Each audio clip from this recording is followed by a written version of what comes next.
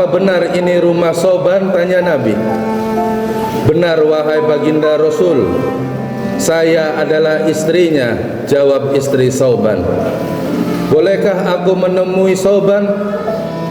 Saat subuh hendak sholat tadi aku tidak melihatnya. Dia yang selalu sholat berjamaah di pojok masjid sebelah kanan," jelas Nabi. Dengan meneteskan air mata, istri Sauban menjawab, "Ia telah meninggal tadi pagi ya Rasulullah." Kemudian Rasulullah mengucapkan, "Inna lillahi wa inna ilaihi raji'un." Lalu istri Sauban berkata sambil berlinang air mata, "Wahai Rasulullah, ada sesuatu yang mengganjal saat suami saya meninggal. Ia berteriak 3 kali dan setiap teriakan dibarengi dengan kalimat," ucap istri Sauban. "Apa saja kalimatnya?" tanya Nabi. "Pada setiap teriakannya ia mengucapkan, 'Aduh, kenapa tidak lebih jauh? Aduh, kenapa tidak yang baru? Aduh, kenapa tidak semuanya?' jawab istri Sauban. Rasulullah pun membacakan ayat Al-Quran, "A'udzu billahi minasyaitonir rajim. Laqad kunta fi ghaflatin min hadza fakashafna anka ghita'aka fabasaruka al-yawma hadid." Sesungguhnya kamu berada dalam keadaan lalai dari hal ini, maka kami singkapkan darimu tutup yang menutupi matamu, maka penglihatanmu pada hari itu amat tajam. Quran Surat Qaf ayat 22. Ternyata saat Sauban berada pada kondisi sakaratul maut, Allah singkapkan dan Allah perlihatkan semuanya apa yang telah ia perbuat yang tidak orang lain lihat selain Sauban sendiri, ucap Nabi. Saat sakaratul maut itulah Allah perlihatkan padanya juga surga yang telah ia janjikan untuknya. Di situ Sauban mengatakan, "Aduh, kenapa tidak jauh?" Timbul penyesalan pada Sauban, kenapa rumahnya tidak lebih jauh daripada masjid, sehingga ganjaran dari jauhnya jarak rumah dan masjid lebih besar pahalanya yang ia dapat. Saat membuka pintu surga, Allah perlihatkan ganjaran untuk Sauban dari apa yang Sauban berikan bajunya kepada orang yang kedinginan. Saat hendak ke masjid, Sauban pun berteriak sambil mengatakan, "Aduh, kenapa tidak yang baru?"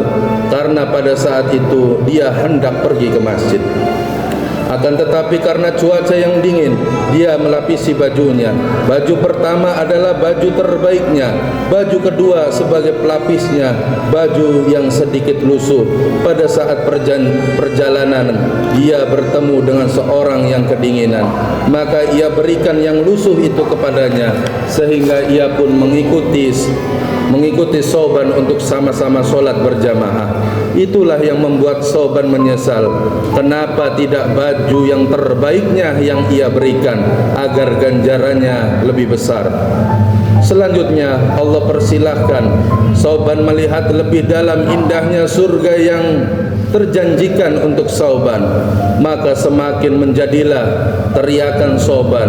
Ia teringat saat di mana ia membeli roti yang utuh untuk ia santap. Akan tetapi di tengah perjalanan hendak pulang, ia melihat orang kelaparan. Akhirnya Sauban memberikan separuh untuknya, separuh lagi untuk orang yang kelaparan.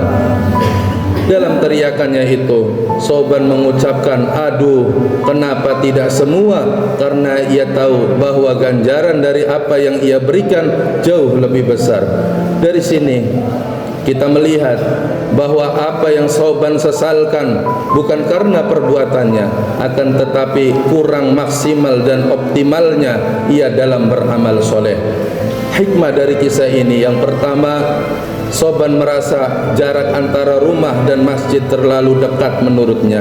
Padahal jika dihitung jarak rumah dengan masjid, tempat biasa ia beribadah, sekitar 3 jam. Yang mana jika dipadankan dengan keadaan kita yang serba mudah di zaman sekarang, Bahkan yang dekat dengan masjid pun enggan untuk berjamaah dengan berbagai alasan. Dan belum seberapa dibandingkan dengan Sauban. Nabi Muhammad sallallahu alaihi wasallam bersabda, kullu khatwatin yakhtuha ahadukum ila sholati yuktabu lahu biha hasanatu wa yumha anhu biha sayyi'atu. Setiap langkah menuju tempat solat masjid akan dicatat sebagai kebaikan dan akan menghapus kejelekan. Hadis riwayat Ahmad. Kedua, Sauban di saat sakaratul maut mengucapkan, aduh, kenapa tidak yang baru? Sauban diperlihatkan oleh Allah begitu besarnya pahala membantu orang lain yang sedang dalam kesusahan, hingga dia menyesal walau sudah membantu diganjar pahala yang besar. Namun kenapa tidak membantu dengan sesuatu yang terbaik? Dari kisah ini kita dapat mengambil hikmah bahwa apa yang kita berikan akan berbuah pahala, bahkan berlipat ganda. Allah berfirman dalam Al-Quran surat Al-Baqarah ayat 261, A'udzu billahi minasyaitonir rajim. Mathalul ladzina yunfiquna amwalahum fi sabilillah kamathali habbatin ambatat sab'a sanabila fi kulli sumbulatin mi'atu habbah wallahu yudha'ifu liman yasha wallahu wasi'un 'alim. Perumpamaan orang yang menginfakkan hartanya di jalan Allah seperti sebutir biji yang menumbuhkan 7 tangkai. Pada setiap tangkai ada 100 biji. Allah melipat gandakan bagi siapa yang Dia kehendaki, dan Allah Maha luas lagi Maha mengetahui.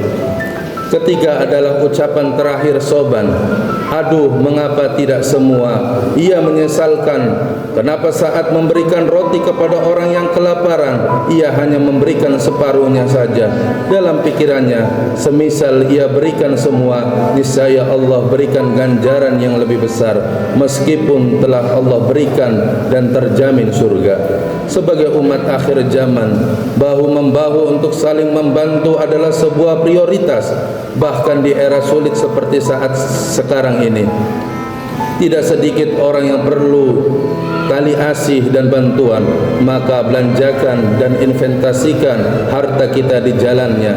Terakhir, kita sebagai hamba Allah yang hanya bisa berikhtiar dan tawakal, yang surga saja belum jelas bagi kita, seyogyanya sebagai hambanya kita mengusahakan yang terbaik, karena sebaik-baiknya investasi akhirat adalah amal perbuatan kita selama di dunia.